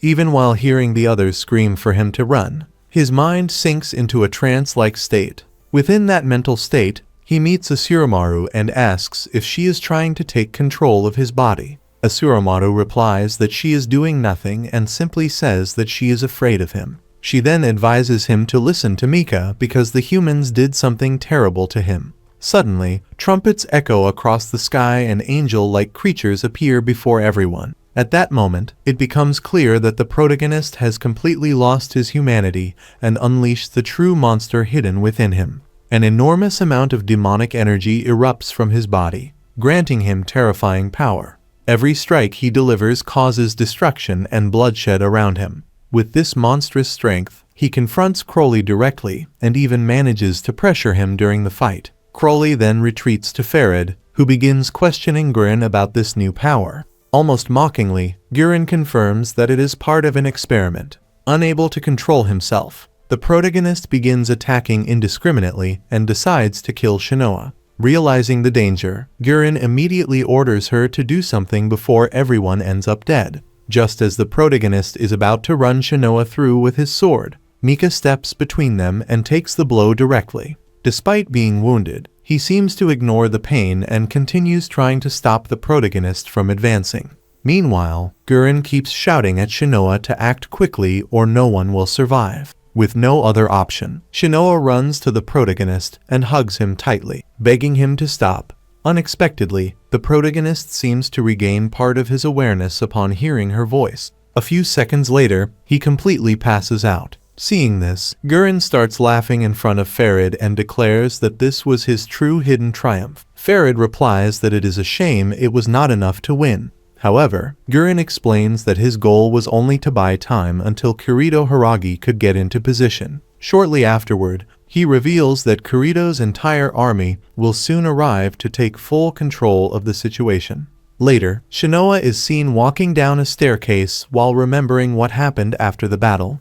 At that time, she tried to talk to Gurren about everything that had happened, but he coldly replied that he had no interest in hearing idealistic questions and told her not to come near him trying to investigate too much. Soon afterward, Shinoa arrives at an extremely restricted area. She identifies herself as a member of the Imperial Demon Army's Vampire Extermination Unit, but the guard refuses to let her in, stating that only officers above the rank of commander are allowed access. She discovers a massive laboratory filled with advanced technology and learns that Gurren is in charge of the facility. It has been 5 days since she last saw him. Without wasting any time, Shinoa confronts Gurren and asks whether he truly believes he made the right choice regarding the protagonist, considering that he still has not awakened. She also questions his plans involving the protagonist, reminding him that he was given different pills from everyone else under Gurren's direct recommendation. Shinoa believes those drugs were responsible for the protagonist's nightmares and loss of control. However, Gurren begins to reflect on what humanity needs to do in order to survive. He asks what would have happened if his sister, Jaguru Irag, had never created the demon weapons. In the end, Gurren tells Shinoa to stop with her idealistic questions and even mocks her, asking if she might be in love with the protagonist. After that, he says she should leave because he is not anyone's relationship counselor. Before Shinoa leaves, Gurren reveals that the effects of the pills will wear off in 5 days and asks her to inform the protagonist once he wakes up. Because of this, Shinoa visits the infirmary, where the protagonist remains unconscious while they wait for him to awaken. Alone in the room, she starts wondering whether she is really in love with him. Meanwhile, the story shifts to Mika, who remains determined to rescue Yu. However, Farid stops him, saying it will be impossible because the humans are now keeping the protagonist under constant surveillance. Even after the entire battle, Farid continues manipulating Mika with his words and asks what he truly is. Since he seems to hate both humans and vampires, annoyed, Mika tries to attack him again, but Farid easily blocks it and says he has already had enough entertainment for now. Shortly after, the two leave the area together. Later, Mika is seen coming out of a detox capsule. For the first time since becoming a vampire, she finally seems to cry. Meanwhile, in a locker room, other vampires comment that the humans caused more trouble than expected during the battle. Even hearing this, Mika chooses to ignore them. During the conversation, some vampires mention that the High Council is extremely concerned about certain forbidden experiments conducted by humans, research capable of potentially destroying the entire world. They specifically mention experiments involving the so-called dolphin Seraph, something they apparently had to recover in Zenjuko. Soon after, the vampires directly ask Mika if she knows anything about it, especially since she had previously mentioned the protagonist. They also want to know what she really thinks about him. If she refuses to answer, they warn they may force her to speak another way. Mika then turns coldly and replies that the protagonist is just an ugly vampire, leaving the others completely confused. Shortly after, she is told she must appear before Krull immediately. That same night, the protagonist finally wakes up in the hospital and finds Yoshi sleeping next to his bed. As soon as he wakes his friend to ask what happened, Yoshi hugs him excitedly and says he needs to inform everyone else before running off. However, Yoshi explains that everyone survived and that the protagonist was in a coma for an entire week. The news brings him some relief. Even so, the protagonist starts crying upon realizing that Mika is truly alive, and that everything was not just a dream. Shinoa appears peeking through the door and starts teasing him, asking if that is the official hospital room of the crybaby. Despite mocking him, she admits she understands his reaction after learning about Mika. The protagonist then explains that he can barely remember what happened during the battle. The only thing he recalls is that everyone almost died after he lost control. Shinoa says that Kirito and Zinga Iragi arrived in time to take control of the situation.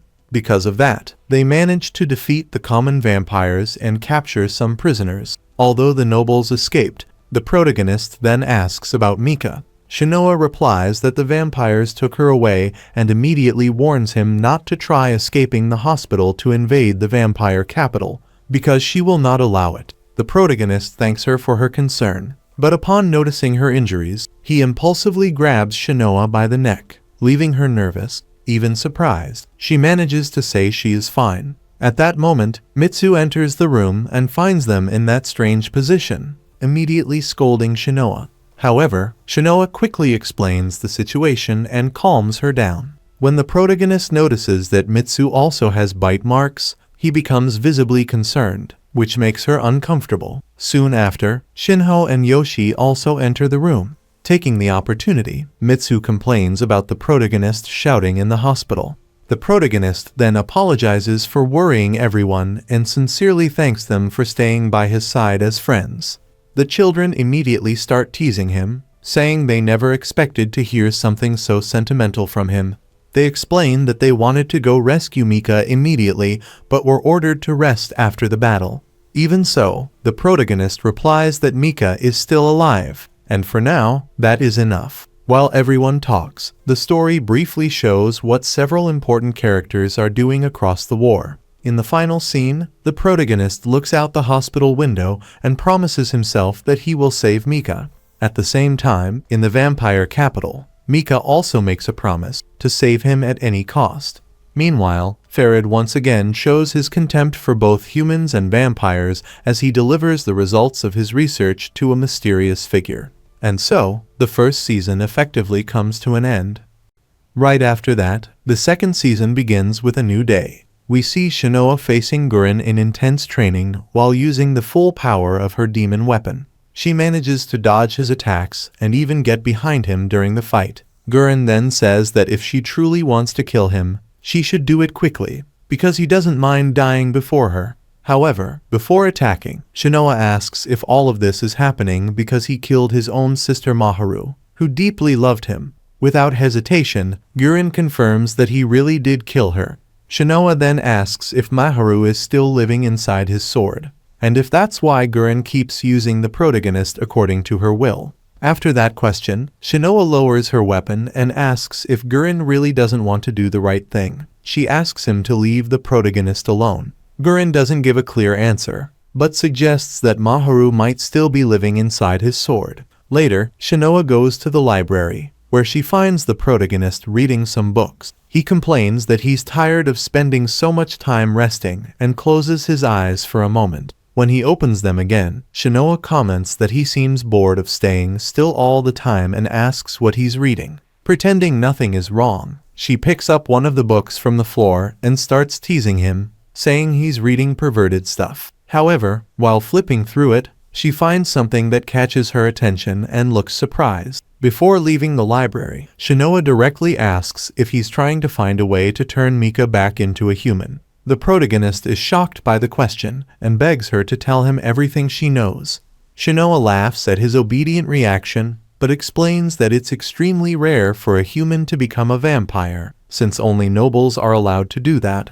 She says Mika was chosen, and the protagonist immediately suspects Farid was responsible. Even though he's angry, he shows gratitude that Mika is alive. Then he directly asks if there's any way to turn a vampire back into a human. Shinoa bluntly answers that she doesn't know. The answer disappoints him a lot. At that moment, they hear an announcement calling the boy to the executive department. At first, he thinks it's Guren summoning him, but Shinoa corrects him, explaining that apparently the Hiragi family wants to see him personally. Before leaving, the protagonist remembers that Shinoa is also part of the Hiragi family and asks what they're really like. After teasing him again, Shinoa says the Hiragis are full of terrible people and warns him to be very careful. Walking through the halls, the protagonist runs into Guren, who starts teasing him, saying he always runs too fast whenever headquarters calls him. The protagonist complains about the teasing, but Guren keeps going, saying he was the one who saved him and taught him how to survive. So if the boy really feels indebted to him, now is the time to repay it. Guren also says that no matter what happens, the protagonist should never bow down to that family. After hearing unpleasant comments about the Hiragis, the protagonist gets angry and says that if their goal is to make him abandon his friends, they're wasting their time, because he would never betray them. Continuing toward the executive room, he takes the elevator and meets Mitsuba, who had also been summoned. Seeing her, he asks how her meeting went. Mitsuba says it went normally and that they mostly asked about her performance during the battle against the vampires. After that, she says she might even get a promotion. The protagonist immediately congratulates her, but notices she doesn't look happy about it. Before he leaves, Mitsuba calls out to him sadly and asks him to say something. She admits she knows she didn't do anything important during the battle and starts crying out of frustration. Mitsuba believes she's too weak and that she'll probably only be promoted because of the Sengu name. Trying to cheer her up, the protagonist steps closer and tells her she doesn't need to worry so much. He jokes that he's realized he has two important girls on the team because of their famous family names. After that, he congratulates her again and asks her to keep helping the group. Before he leaves, Mitsuba reveals that during the interrogation they also asked a lot about him. According to her, they wanted to know if the protagonist could be an infiltrated spy. Mitsuba says she answered that it's impossible because he's too dumb to fool anyone. The protagonist sincerely thanks her for trusting him and then leaves the elevator. After he's gone, Mitsuba looks at the huge headquarters building with concern. At that moment, Shinoa appears and asks why she looks so nervous. Mitsuba asks what Shinoa is doing there, and she casually says she was just walking around. Then she asks if Mitsuba was also summoned like the protagonist. Mitsuba confirms and reveals she was just promoted to special lieutenant. Right after that, Shinoa teases her, saying she probably only got promoted because of her family name. Mitsuba's expression changes completely, and she says they might be trying to build her future just because of who her family is. Still, she says she doesn't plan to accept any promotion and will refuse any offers from higher-ups. Mitsuba says that, as a Hiragi, Shinoa can do whatever she wants without consequences. But Shinoa responds that she actually feels the opposite, like her own family has basically given up on her a long time ago. Taking advantage of the conversation, Shinoa asks what information Mitsuba had to give in exchange for her promotion regarding the battle events. Mitsuba explains she pretended not to know anything about the moment the protagonist lost control, and apparently, the higher-ups still don't understand what really happened. After that, the officers started questioning Shinoa to find out if she knew anything. She says she doesn't know anything for sure, but warns Mitsuba not to fully trust anyone in that place. Meanwhile, the protagonist finally arrives at the place he was summoned to. Entering a completely dark room, he finds a vampire standing right in the center. Not understanding the situation, he charges in and quickly defeats the enemy with ease. Once the fight is over, the lights turn on. Kurdo Rurade appears in front of him and reveals that it was all a test used on soldiers suspected of treason. Then Kurdo says he wants to evaluate the protagonist's sword skills, but without using his demon weapon's power. Confident, the protagonist thinks he can win easily, but Tila warns him not to trust her brother's words. Ignoring the warning, the protagonist gets ready to fight, but Kurdo immediately releases his cursed demon power and hits him with devastating electric attacks, defeating him effortlessly. After knocking him down, Kurdo starts mocking his skill level. Then he turns his back and sarcastically congratulates him for being so obedient. Suddenly, he attacks again at high speed. Before the strike lands, Kurdo's companion steps in and blocks the attack. The protagonist says that if she hadn't protected him, he would be dead. Kurdo ignores the comment and orders Zinha to fight the protagonist. However, Shinha immediately refuses. Even so, Shinha easily defeats the protagonist with extreme ease and asks her brother if that wasn't already enough to confirm his suspicions. Confused, the protagonist tries to understand what is happening until Shin explains that anyone close to Gurren automatically becomes suspicious to them. Shortly after, the protagonist is taken to another room. Inside, he finds Joe and Joe being held captive and tortured during an interrogation. Outraged, he demands explanations from Kirito.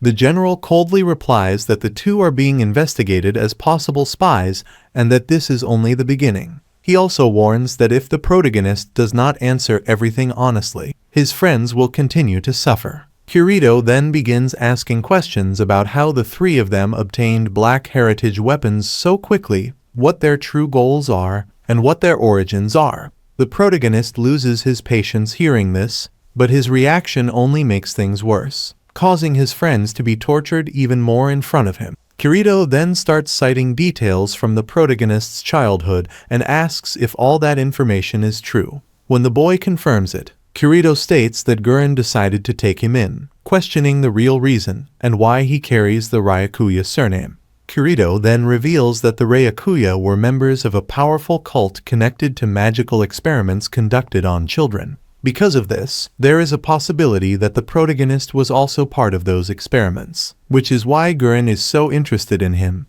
Kirito then makes a direct proposal for the protagonist to abandon Gurren and work under his command instead.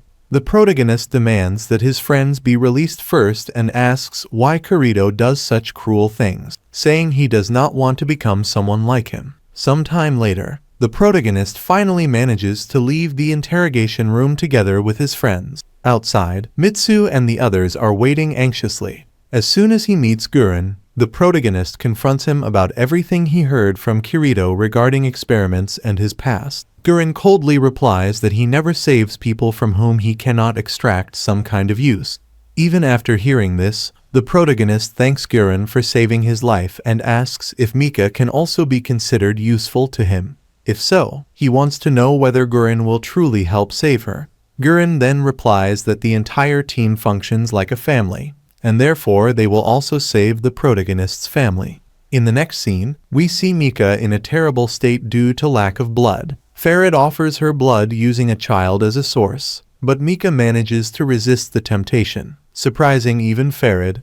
Impressed, Farid offers Mika a place in the Council of Ancestral Vampires. The following night, the protagonist's team gathers to teach him how to properly control his demon equipment. Mitsuba and Shinoa try to show how to use the weapons without losing control of the demons. They explain that they must never miss their target while using both weapons at the same time, because if their demons go berserk, no one will be able to stop them. That is precisely why they are training outside the city walls. Later, Yoshi warns that 5 Apocalypse Knights are approaching their position. Even alone, he defeats all 5 enemies simultaneously, leaving everyone impressed. The protagonist then complains to Shinoa that she does not train him like that. However, she explains that it was not exactly training. According to her, Yoshi developed that ability on his own due to his enormous capacity to control his cursed demon. Hearing this, the protagonist smiles and decides to summon Suramaru as well, beginning the blood pact he needed to complete. The moment he does so, Everyone else prepares for a possible fight in case he loses control again. However, right after starting the ritual, the protagonist falls unconscious to the ground. Mitsu tells the others that now they must wait until he can fully establish contact with the demon. While they wait around a campfire, Shirou comments on the interrogations conducted by the Hiragus in recent days. He explains that they asked everything about the battlefield, but everyone lied, exactly as Shinoa had ordered. Still, Shirou begins to question whether hiding the protagonist's secret is truly the right thing to do. He suggests that perhaps all this companionship is just Shinoa using the protagonist's power for her own benefit. Hearing this, Mitsu immediately scolds him, saying Shinoa is only trying to protect him. However, Shinoa interrupts the discussion and directly asks Yoshi if he thinks the same as Shirou. Yoshi replies that he believes everyone is trying to protect Yu, but says he still wants honest answers because they are teammates. At that moment, Yu begins to violently writhe in pain, causing everyone to stop talking. Apparently, he has finally established full contact with his demon. Inside his mental illusion, the protagonist sees his mother crying as she says that a child known as the Seraph of the End has been born. Soon after, his father appears, saying he is the son of something terrible. Young Yu becomes frightened as his father approaches holding a knife. Trying to escape, the protagonist runs through a door and finds his entire orphanage family dead in front of him. While crying desperately, he is stabbed in the back. His father then says he should have died that day and that everyone else died because he escaped alone. Meanwhile, the demon begins to devour the protagonist and orders him to destroy everything around him. Finally, he awakens inside the illusion and confronts Azuramaru directly. The demon claims she has already won, but Yu responds that he now understands who she really is. Azuramaru counters that he is still nothing more than someone abandoned by his own family. However, the protagonist replies that he does not care as long as Mika and the others still need him. Azuramaru congratulates him for becoming stronger, but also becomes irritated by his arrogance and decides to attack. Instead of fighting back, the protagonist throws his sword aside and says he does not want to hurt her because he needs her help to save Mika. The demon then asks what will happen to her afterward. The protagonist replies that they will be companions and that she does not need to live alone forever. After that, he finally awakens from the illusion and asks his friends if he caused any trouble. The others say yes, but are glad he returned to normal and ask if the pact worked. The protagonist confirms that it did. Already tired after everything, Mitsu comments that the rest of Shi's training will have to wait until next week. They use pigeons to send messages, and when the information reaches the city, a soldier from the army receives it and immediately delivers it to Kirito, who orders Alger to be summoned. Shortly after, we see the protagonist complaining about his hair while Shirou jokes about it. Then the young group heads to breakfast with their teammates, but as soon as they enter, they hear a scream coming from the kitchen. When they check what is happening, they find the girls arguing because the rice had burned. The boys then decide to help and show them how to properly prepare the meal.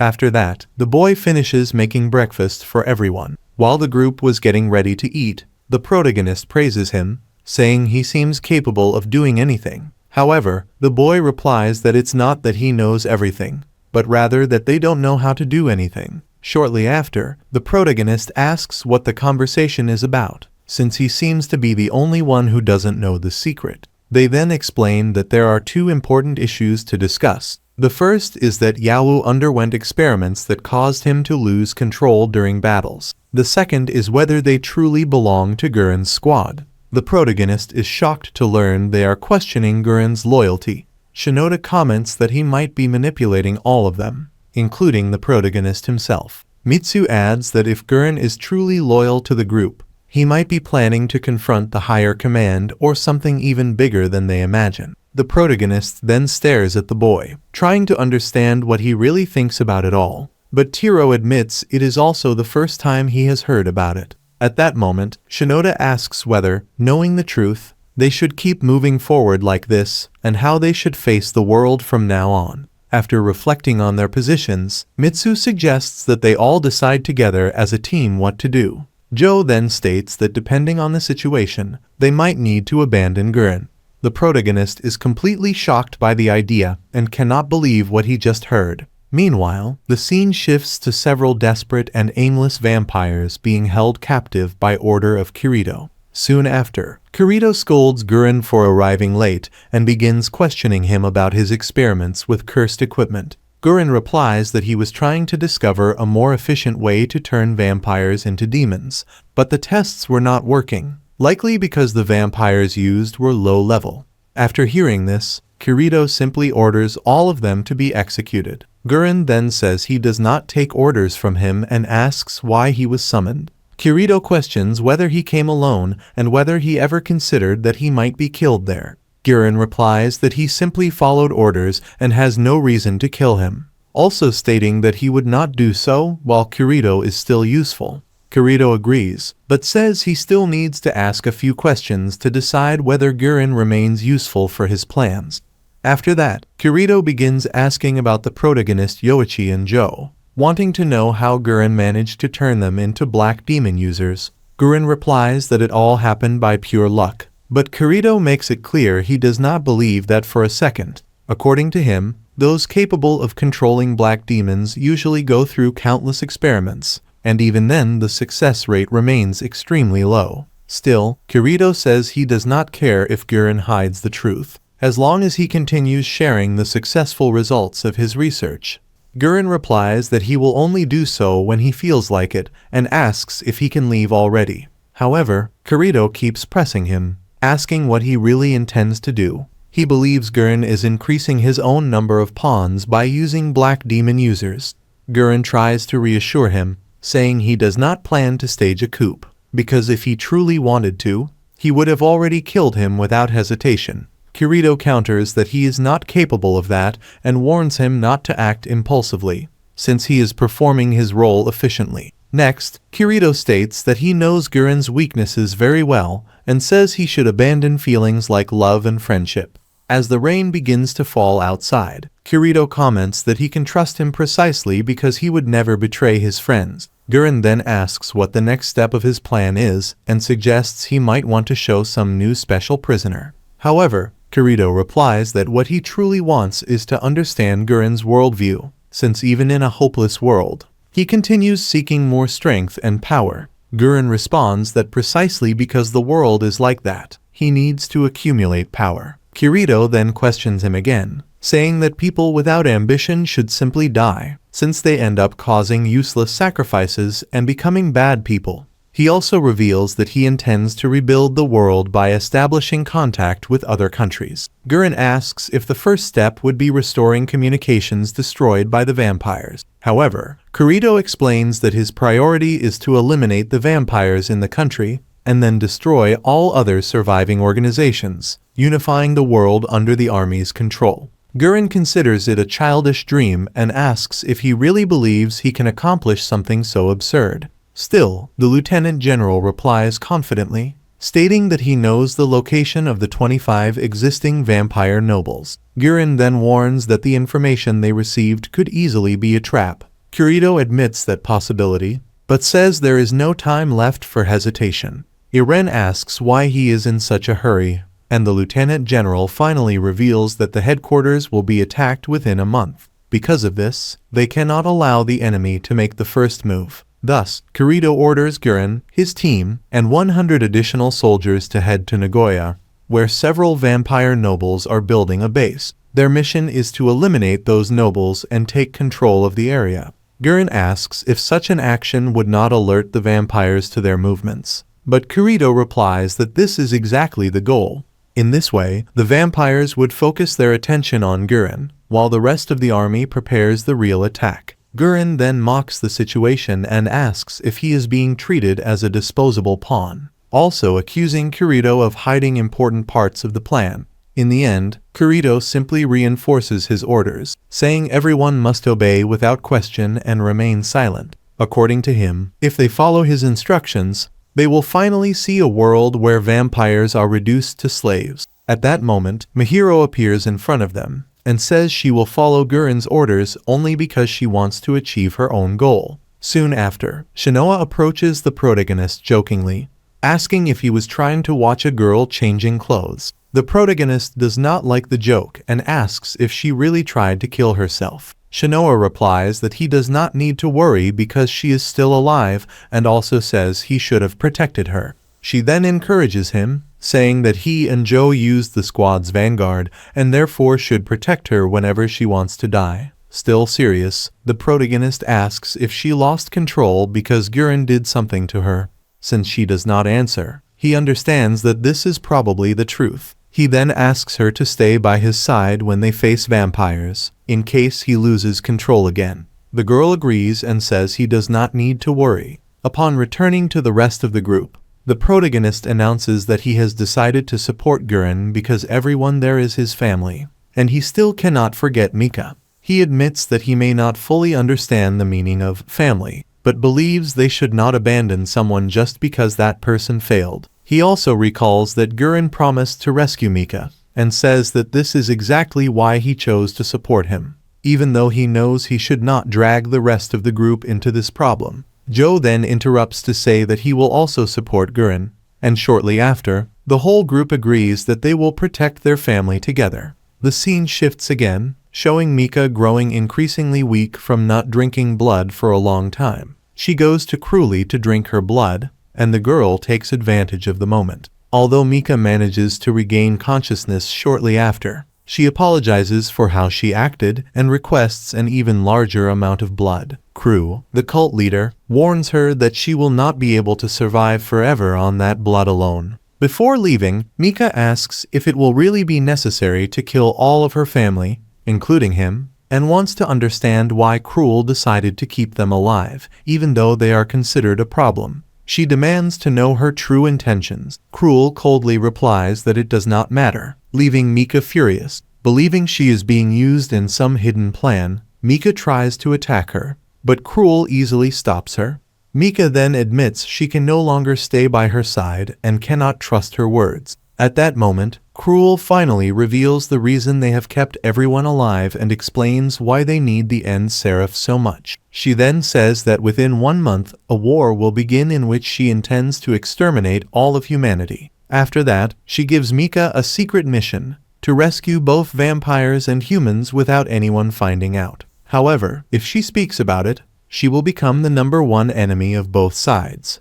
Later that night, Tanoa goes to Gura, who is analyzing strategies to face the vampire. During their conversation, she mentions that the boys have finally mastered the demon position, and also answers the question about being in love with Ayu.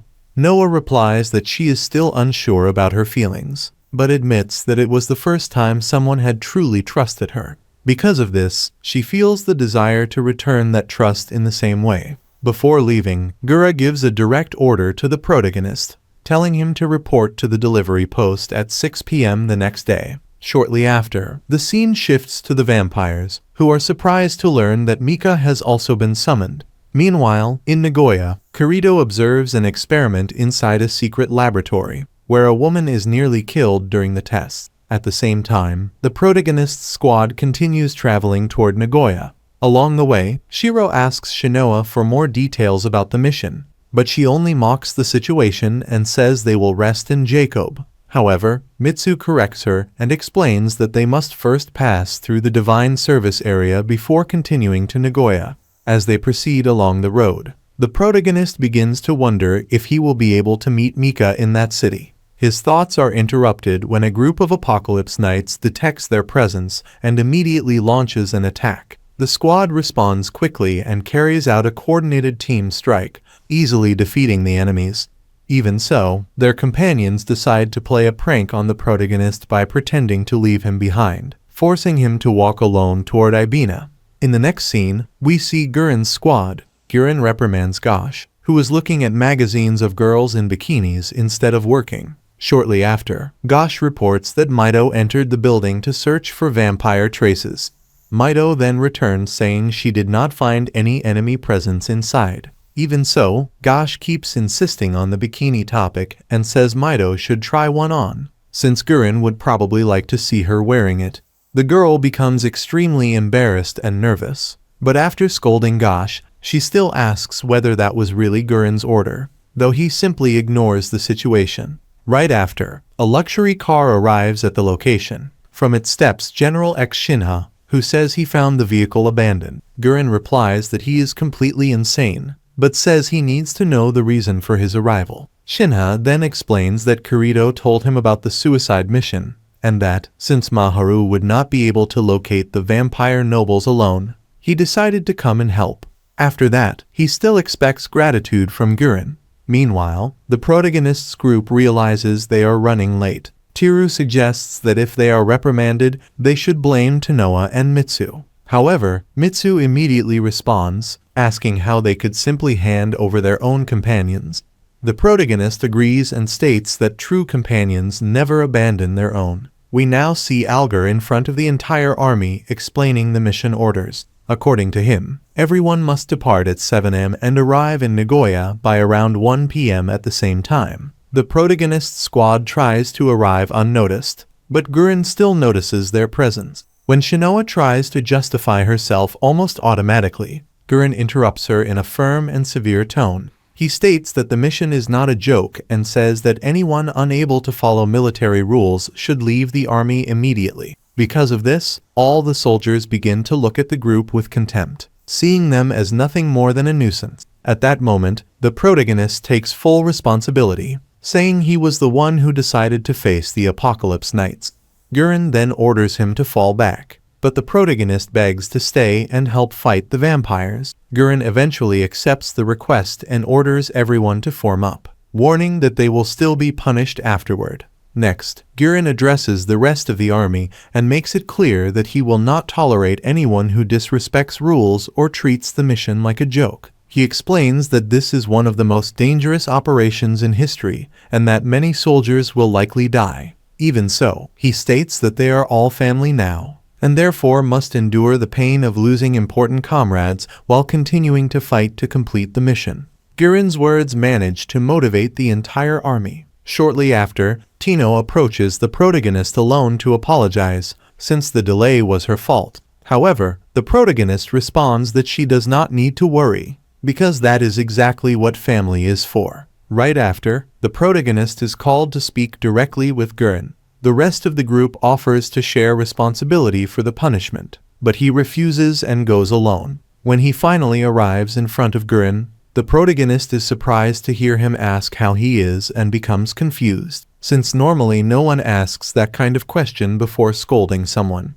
Then Gurren says he knows the delay was not his fault and admits he likes the fact that he lies to protect his friends. At that moment, Shinha appears and greets the protagonist, leaving him very surprised. However, Gurren immediately interrupts the conversation and orders Gosh to use his powers. Outside, the others hear a scream and rush desperately to save the protagonist. When they arrive at the location, they discover it was all an illusion created by Gosh, which leaves Shinoa furious. Even so, Gurren explains that this was part of her punishment for letting the protagonist go alone.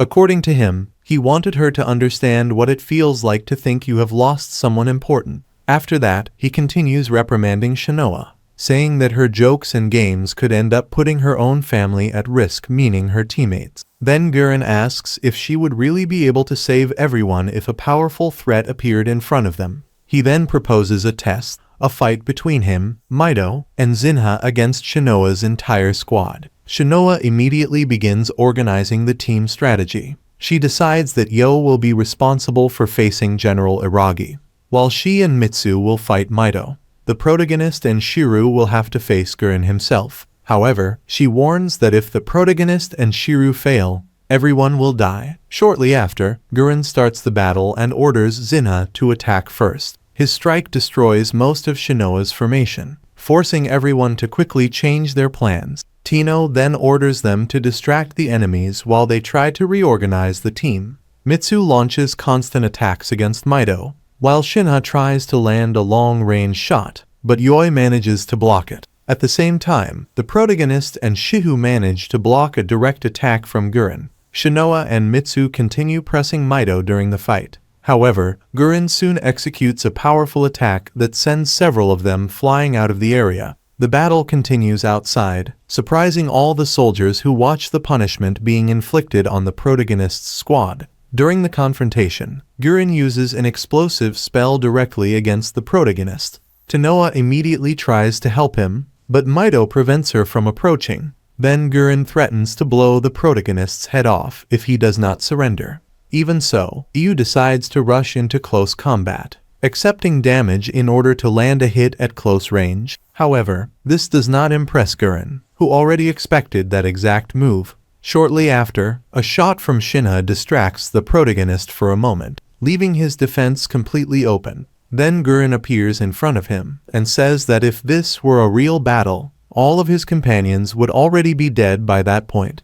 In just a few moves, he completely defeats the entire squad. After that, he even mocks the fact that there are 3 black demon users there who were unable to do anything at all. Guren then reprimands everyone again and states in front of the army that they now have rookies they will need to take good care of. Despite the defeat, the soldiers interpret the situation positively, understanding that the squad needs to improve teamwork. Later, Narumi asks the protagonist if he is dissatisfied with the result of the fight. However, Yu replies that he is not, saying he was only thinking about a way to defeat Guren next time. Shortly after, Guren approaches him in a friendly manner and says that everyone needs to become stronger as a team. However, at that moment, a soldier named Narumi appears saying he is against taking in rookies who cannot work as a team and still break military rules. Guren completely agrees with him and admits that the squad may indeed be a burden to the other soldiers. However, precisely for that reason,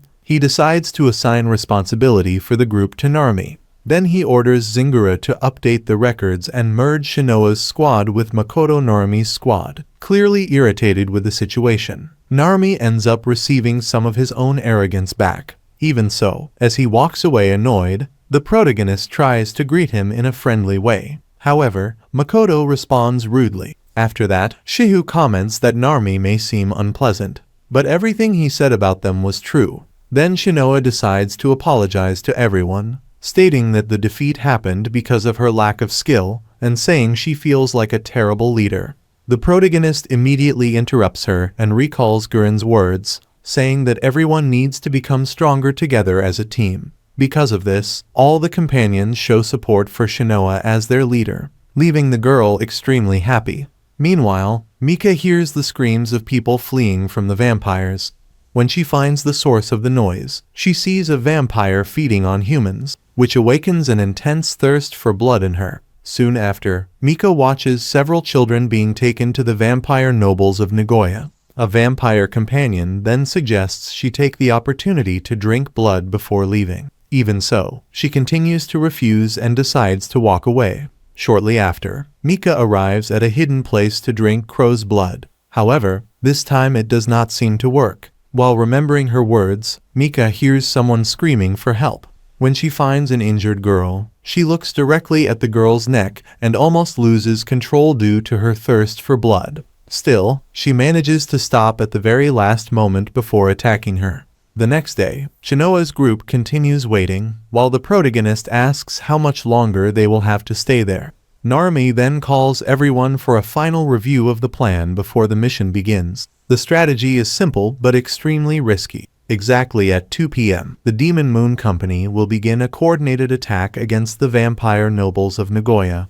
The main objective is to eliminate the 15th progenitor, Lucas Wesker. If the first offensive does not work, they must prevent the vampire from escaping, so he cannot call reinforcements from the other nobles. Therefore, the squad's mission is to hold him back until the lieutenant colonel's team finishes the job. Narumi explains that there are 10 vampire nobles spread across Nagoya, and 8 of them will be attacked at the same time. Precisely at 2:15 p.m. each target will be assigned 3 teams from the Demon Moon Company. However, if any attack fails, the nobles could quickly regroup due to the short distance between them. In that case, everyone would end up dead.